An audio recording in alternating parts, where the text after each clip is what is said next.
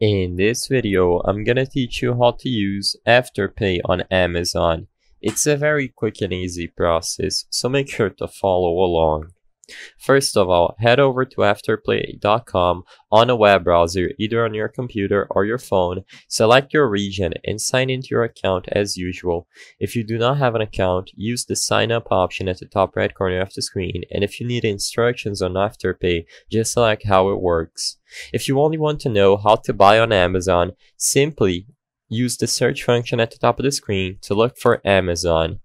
As you can see, we can get redirected to the Amazon gift card store, and in here we can buy Amazon gift cards. The reason why I'm showing you how to do this process through gift cards is because as of today, Afterpay only works by using gift cards for Amazon. I'm unsure if you can directly make a transaction using Afterpay in the Amazon website. However, this method allows you to completely use Afterpay to acquire the gift cards that you will be using within Amazon. As you can see, you can select from a bunch of custom amounts, and these should cover whatever price range you are trying to buy.